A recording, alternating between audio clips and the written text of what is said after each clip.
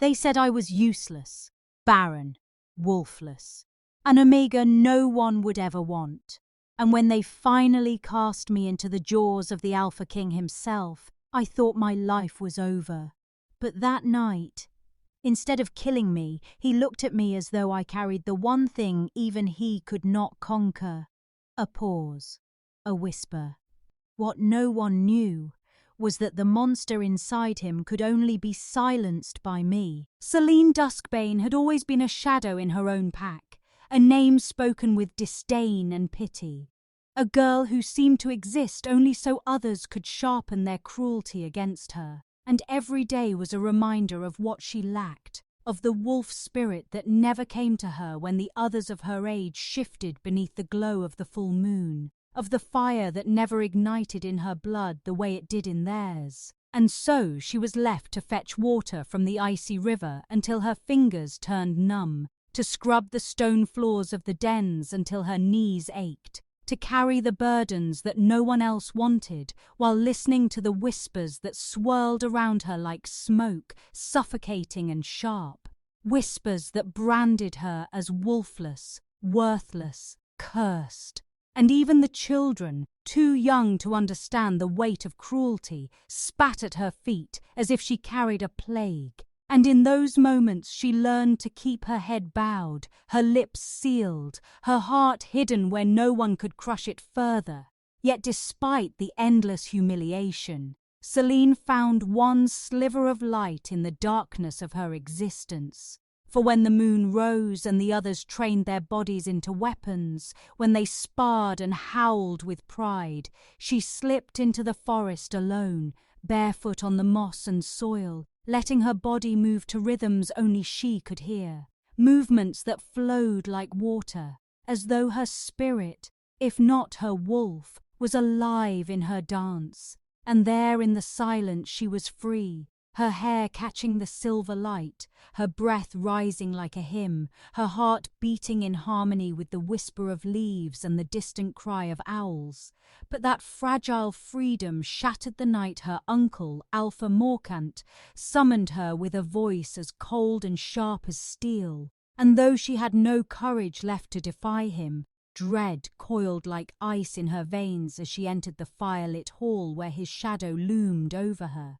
His eyes glinting with the cruel satisfaction of a man who had already decided her fate, and his words fell heavy, final, unrelenting. The Abyssal King demands tribute. You will go. A fitting insult for a cursed king. And in that moment Selene's blood ran cold, for she had heard the stories whispered even beyond the borders of their land, stories of Kaelen Draven, the Shadow Tyrant, the Alpha King of the Abyssal Court, whose name alone made packs tremble, a conqueror bound to a beast no one had seen and lived to speak of. And though she tried to steady her breath, her knees nearly gave beneath her, for no one survived Kaelen Draven, not warriors, not rivals, not prisoners. And yet she, a wolfless, barren omega, was being cast into his jaws as nothing more than mockery, a sacrifice meant to entertain. And as she stood there, silent under her uncle's cruel smirk, Selene felt her world close in. The forest dances, the whispered rhythms, the fragile scraps of hope she had clung to, all collapsing into the cruel truth that she was to be delivered like carrion to a monster, and now she was to be his offering. Selene's heart pounded as the decree settled over her like a death sentence, and though her lips wanted to form protest, no sound dared escape, for she knew better than to challenge Morkant's will. Yet inside her chest the air grew thick, her pulse racing as servants dragged out the worn travelling cloak that would mark her as tribute, its fabric reeking faintly of old smoke as though others had worn it before her. Others who had never returned. And as the hall emptied, she stood frozen, caught between disbelief and the cruel certainty that her uncle had finally found the perfect way to rid himself of her existence. And when the heavy doors slammed shut, she stumbled back into the lonely corridors of the pack house, each torch flickering as though mocking her steps, each echo of her boots against stone sounding like the toll of a bell ringing her final hours. Yet she did not cry, for her tears had long since dried with the years of ridicule, though the sting of helplessness clung to her skin as she pushed open the side door and let the night air slap her cheeks, sharp and cold, as if the moon itself wanted her to wake from this nightmare, and she walked blindly through the courtyard, where the whispers had already begun, snickers curling from the lips of pack members who watched her pass, their eyes gleaming with the savage delight of wolves who smelled blood. For to them her departure meant not only her humiliation, but their entertainment, a tale to tell and retell about the wolfless girl sent to die at the hands of a king darker than night, and she felt each gaze burn into her like embers, each murmur etching deeper into her heart. Yet she kept moving, clutching the cloak tighter, though it offered no warmth, until at last she slipped into the solitude of the forest that had always been her refuge, her bare feet sinking into the moss as she pressed her back against the rough bark of an ancient oak, letting the night sounds close around her. Crickets singing, leaves rustling, the distant call of a hunting owl, and for a fleeting moment she allowed herself to breathe. But even there the weight of destiny coiled tight around her ribs, and her mind screamed with the question she dared not voice. Was she to meet death as quietly as she had lived, unseen and unheard? Or would the king's shadow tear her apart before dawn without even remembering her name? And she clenched her fists, the rough bark biting into her palms, a quiet defiance flickering in her chest, though she knew it would never be enough.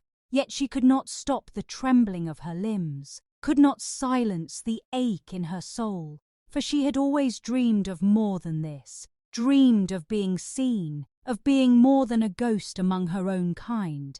But those dreams had withered beneath scorn until only her secret dances had kept them alive. And now even that fragile spark seemed destined to be extinguished. For soon she would be marched away, given like spoils of war, her worth measured not in who she was, but in how thoroughly she could be discarded. And as the moon climbed higher, Selene curled against the tree, whispering prayers to a goddess she no longer believed listened, prayers for strength, for courage, for anything that might carry her into the jaws of the Shadow Tyrant, with something more than fear clinging to her bones. The hall of the abyssal court gleamed with torchlight and silver chalices, shadows rippling across vaulted ceilings where banners of black and crimson hung heavy, each one stamped with the snarling crest of Kaelen Draven's line. And Selene, shoved toward the farthest wall, found herself swallowed by the spectacle, her thin figure pressed into the gloom like part of the stone itself, while laughter rang like steel on steel, cruel and sharp, for the courtiers dined on roasted meats and spiced wine, their plates overflowing as if to mock the emptiness inside her, their eyes flicking toward her with disdain, as though she were not flesh and blood, but some broken trinket tossed into their presence for amusement, and the murmurs reached her ears in poisonous waves.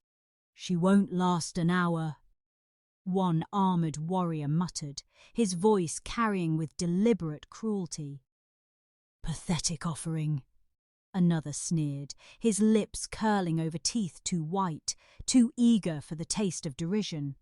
And Selene clenched her jaw, her nails digging into the coarse fabric of her cloak. Yet her silence only seemed to embolden them, for mockery is boldest when the victim cannot fight back. And among the gathering one figure detached herself, a woman draped in crimson silk that shimmered like liquid fire, her every step deliberate, the jeweled chains at her wrists chiming softly as though announcing her presence before her words did. And when she paused near Selene, the air filled with a perfume so sharp it stung her nose, bitter-sweet and suffocating, like poison wrapped in roses, and the woman's lips curved in a smile that never reached her eyes as she leaned close, whispering venom disguised as pity. "Poor little Omega, even the king's beast won't waste time on you." And the words slid beneath Selene's skin like daggers, each syllable twisting until she could scarcely breathe. And when the woman pulled away with a satisfied smirk, the nearby nobles burst into laughter that cut deeper than any claw, a chorus of scorn rising like a tide, determined to drown her. And Selene bit her lips so hard the copper tang of blood touched her tongue, a bitter anchor against the flood of humiliation, her gaze fixed on the floor, though her heart screamed for escape. Yet when courage flickered for the barest instant and she dared to lift her eyes, she found him, Kaelen Draven, seated upon his throne of black stone, carved with ancient runes. His shoulders draped in a cloak that seemed spun from shadow itself, his face carved from severity. Yet his gaze, oh his gaze, was fixed upon her, not mocking as the others, not dismissing as though she were less than dust, but lingering, steady, searching, as though he looked past the fragile shell of the girl before him into the marrow of her very being. And in that endless second, the roaring laughter of the hall seemed to dim, the weight of scorn slipping into silence, leaving only the pulse of her heart and the unyielding burn of his eyes, until Selene, breath caught in her throat, could not tell whether the world had grown quieter or whether it was simply that he had silenced everything within her. When the laughter and clatter of goblets finally faded and the nobles drifted from the hall like carrion birds sated on cruelty, Selene pressed her back to the cold stone, hoping to disappear into the shadows before anyone thought to remind her of her place. Yet as she stepped lightly across the floor, heart thudding with the desperate rhythm of escape, a darker shape slid into her path, blocking these. A doorway with a presence that swallowed the torchlight, and when she looked up, her breath caught like a snared bird. It was him, Kaelen Draven, the Shadow King, the very name that sent packs into silence, his frame towering, every line of his body thrumming with a restrained violence that set the air quivering, and his eyes, those strange burning eyes, locked onto her as though he had been waiting all along. And when his voice broke the silence, low and dangerous, it wrapped around her like smoke, curling into the marrow of her bones. "Do you fear me, Omega?" And the words, simple as they were, held a weight that pressed into her chest, forcing her to swallow against a throat gone dry, her reply trembling past lips that betrayed her calm. "You're the Shadow King. Everyone fears you."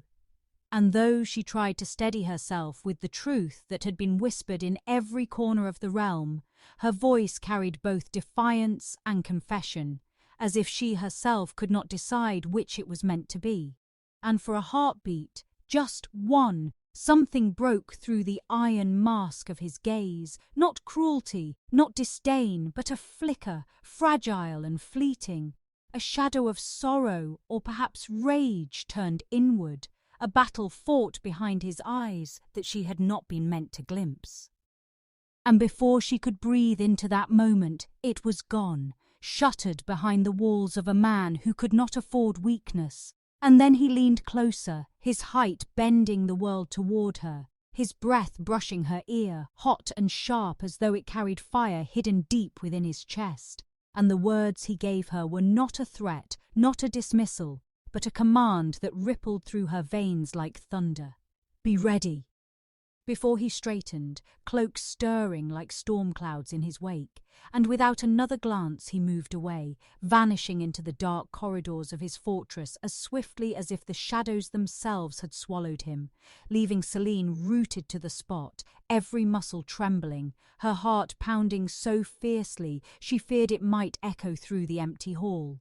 And she stood frozen, lips parted, the echo of his words tangled in her chest, looping again and again until she could no longer tell whether it was warning or promise. And in that charged silence she realized the truth. Kaelen Draven had not looked at her as the others did, with mockery or disdain, but as though she carried within her something that even he, the Shadow King, could not name. When the laughter and clatter of goblets finally faded and the nobles drifted from the hall like carrion birds sated on cruelty, Selene pressed her back to the cold stone, hoping to disappear into the shadows before anyone thought to remind her of her place. Yet as she stepped lightly across the floor, heart thudding with the desperate rhythm of escape, a darker shape slid into her path, blocking the doorway with a presence that swallowed the torchlight, and when she looked up, her breath caught like a snared bird.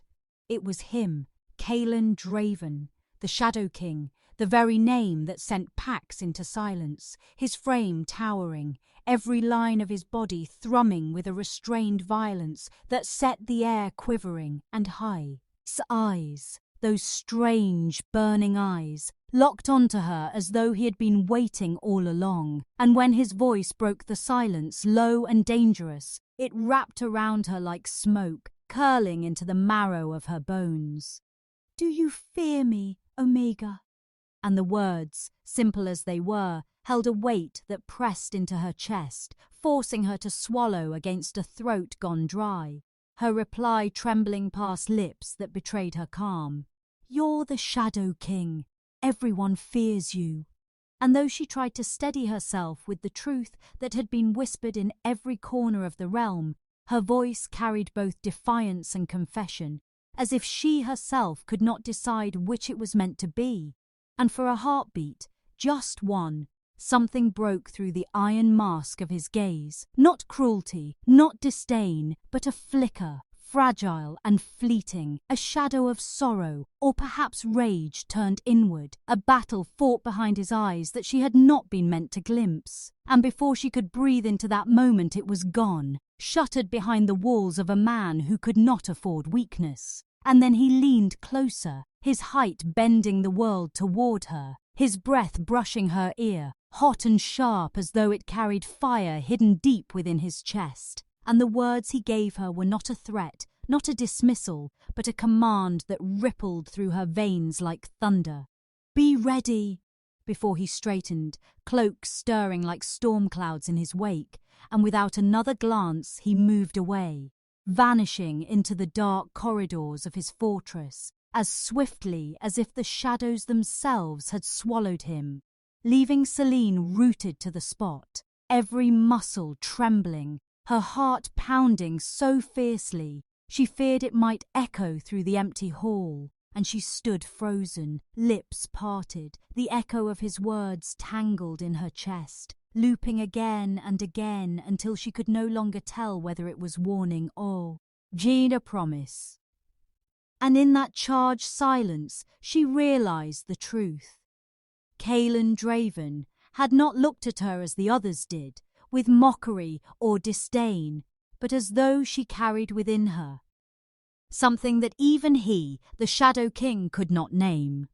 The night air was sharp with frost, yet Selene barely felt the chill as she slipped into the courtyard, her cloak drawn close, but her restless heart refusing the sanctuary of sleep. For every time she closed her eyes she heard it again, his voice, low, commanding, unshakable. "Be ready."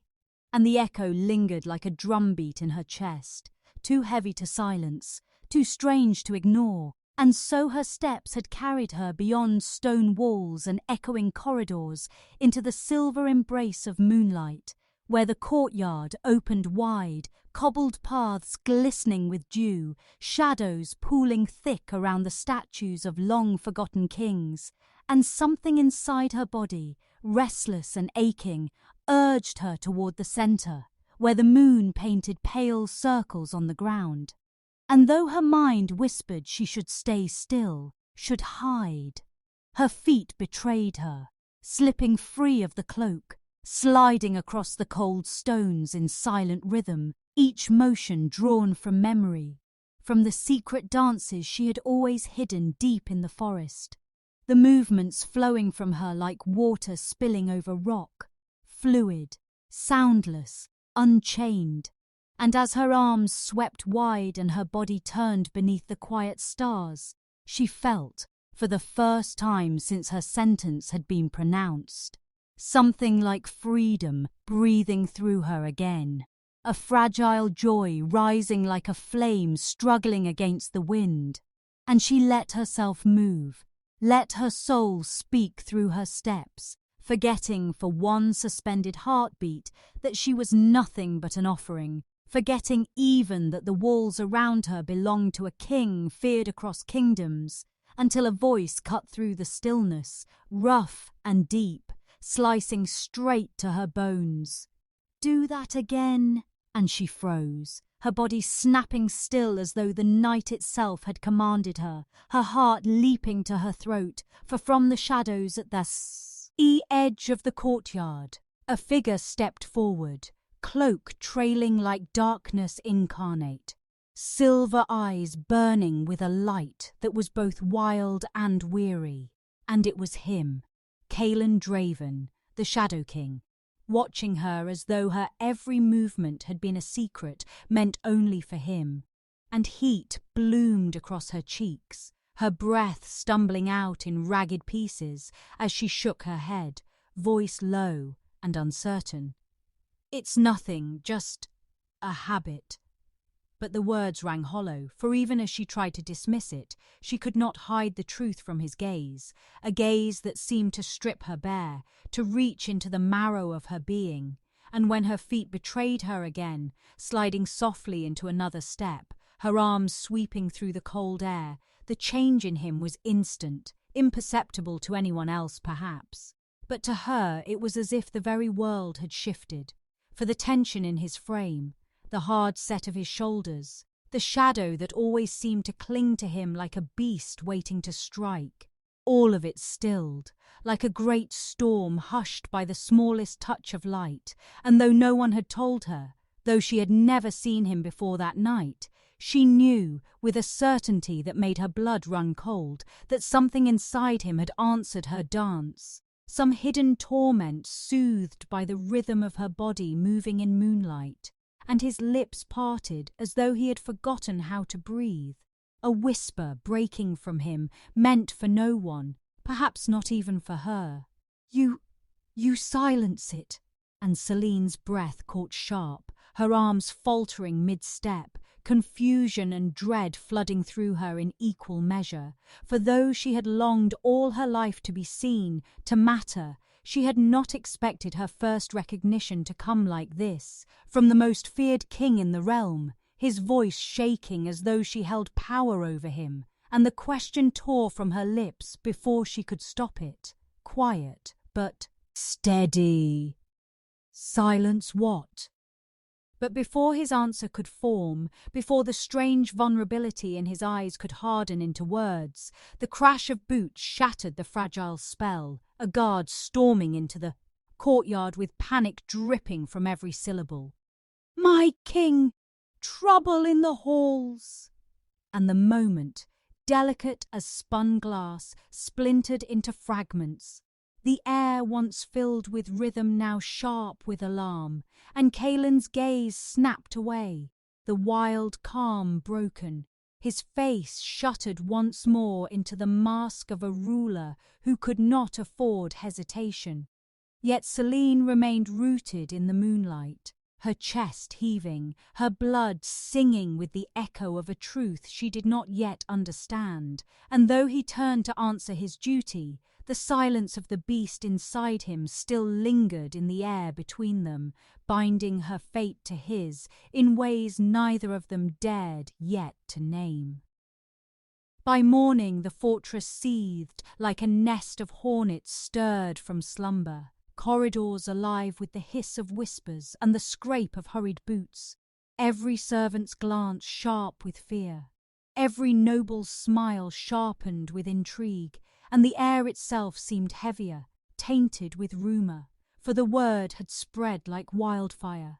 The king's curse was not myth, not whispered superstition, but truth, festering in the heart of their ruler, and behind the trembling lips that carried the tale lay the hand of Alpha Morkant, weaving poison through the court with silken threads of malice, for none doubted his cunning, none mistook his delight in watching chaos take root where loyalty once stood. And Selene, still reeling from the strange encounter beneath the moonlight, soon found herself seized by cold, unyielding hands, her arms bruised beneath the grip of guards who hauled her through stone corridors into the cavernous hall where the abyssal court gathered like carrion crows, eyes gleaming with hunger for spectacle. And she stumbled into the torchlight, her body small against the towering pillars, her heart slamming in her chest as accusations rained down like stones,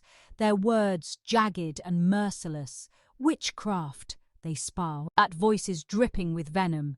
Sorcery, they hissed, each syllable cutting her skin more cruelly than any blade. And though she tried to lift her chin, though she tried to breathe, her throat closed tight around the flood of fear, for the charges spun around her like a net, claims that she had dared to ensnare the king, dared to twist his mind, dared to leash the beast within him for her own ambition. And the crowd, whipped into frenzy, jeered with a feral hunger, nobles leaning forward on their cushioned seats, while warriors smirked behind goblets of wine, their voices colliding until the chamber shook with cruel demands. "Exile her!" one roared from the back, his voice echoing like thunder. "Kill her!" another spat, his words met with a surge of approving growls. And Selene stood trembling in their centre, her hands clenched against her skirts, her chest aching as though each heartbeat might break her ribs apart.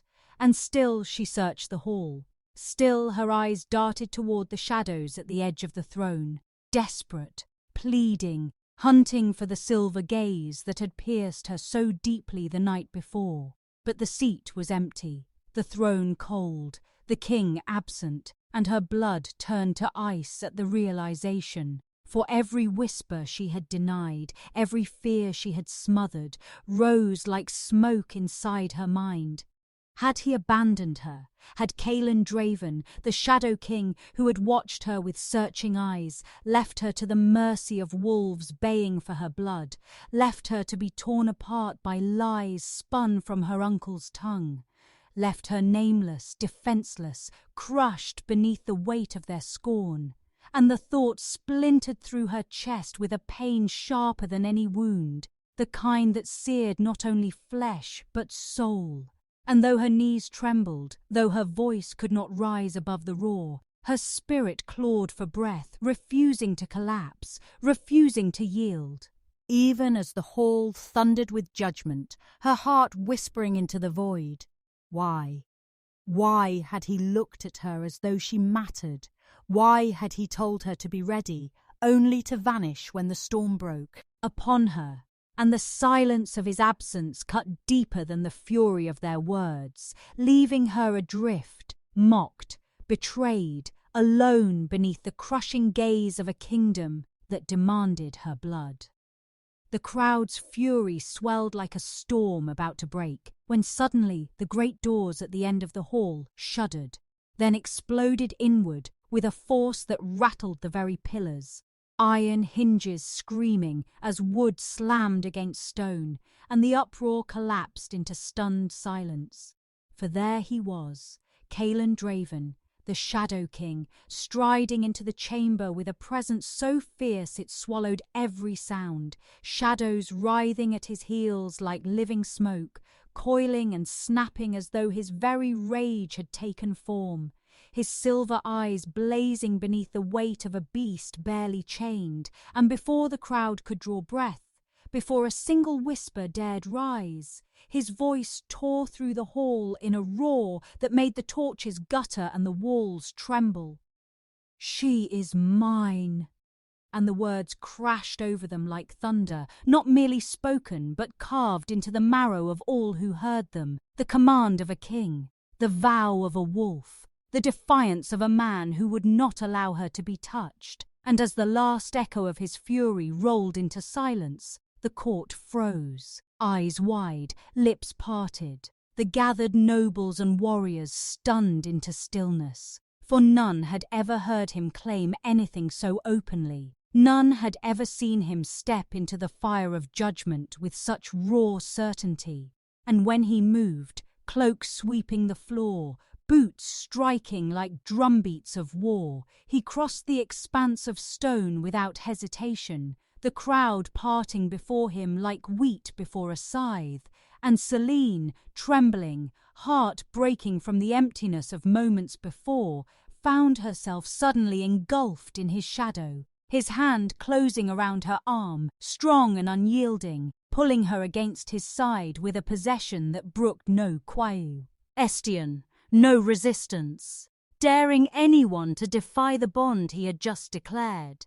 And the gasp that rippled through the hall was sharp as shattered glass. Nobles clutching at pearls, warriors stiffening in disbelief, servants bowing their heads, but none moved, none dared speak, for the weight of his presence pressed on them like chains, the fury in his gaze a warning that the first voice raised against him would be the last it ever spoke.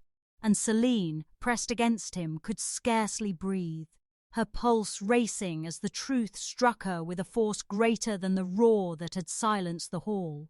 He had not abandoned her. He had not left her to face their scorn alone. He had chosen this moment to shatter it, to claim her not as prisoner, not as offering, but as his. And though her body trembled with the remnants of fear, though her heart still ached from the sharp edge of doubt, warmth surged beneath her ribs, fierce and bewildering, a recognition that the king who ruled through terror had stepped into fire for her, and in that heartbeat the weight of shame she had carried for years cracked, light spilling through the fractures, and as the hall stared, waiting for her to crumble or vanish, Selene lifted her eyes, steady now, no longer the wolfless ghost they had mocked, but the girl who had been seen, the girl who stood beside the most feared alpha in existence. And together they faced the silence that stretched long and heavy, no voices rising, no blades drawn, for in that moment even the boldest of Kaelen's enemies knew the Shadow King had made his choice, and none among them had the courage to take her from him. The silence stretched long after his vow, a silence so thick it seemed the walls themselves held their breath, until at last Kaelen's gaze swept the chamber like a blade, sharp and merciless, and with a voice low but laced with command he said, "Any hand raised against her is raised against me." And though his tone was quieter than the roar that had first shaken the hall, it carried with it a deadly finality that made even the boldest noble bow their head. And as the crowd slowly bent the knee, warriors lowering their gazes, advisers clutching their robes in trembling fists, Selene felt the world shift beneath her feet. The girl once spat upon, now the woman none dared touch, and as Kaelen guided her from the hall, his hand firm at the small of her back, the shadows curled protectively around them, not menacing her but sheltering her as though his beast itself recognized her claim. And when they stepped into the moonlit courtyard, the cold night air filled her lungs with a freedom sweeter than any dance, sweeter than any dream, for she was no longer alone, no longer abandoned, but chosen, protected, seen. And though fear still lingered at the edges of her soul, it was softened by the warmth of his presence, by the memory of his voice declaring her his before all. And when he turned to her, silver eyes searching, he did not speak of kingship or beasts or curses, but said simply, "You are not nothing," words so raw, so stripped of armor, that her chest ached with the weight of them, tears burning her eyes, and she whispered back, "And you are not lost." And in that fragile exchange, something greater than fear was born, a bond neither had sought but both had needed, fragile yet unbreakable. And as Kaelen's shadowed beast stilled deep within him, soothed not by power or blood, but by the presence of the wolfless Omega who had been cast aside, Selene realized her life had not ended with exile, but begun here, beside the man they called Monster, and when dawn broke over the Shadowlands, the fortress no longer hummed with whispers of curses and insults, but with awe and uncertainty. For the king, who had never yielded to anyone, had claimed an outcast as his own. And as Selene stood at the highest balcony with Kaelen at her side, the sun rising over a kingdom once ruled by fear, she felt the chains of her past fall away, and each the road ahead would be filled with trials and battles yet to come.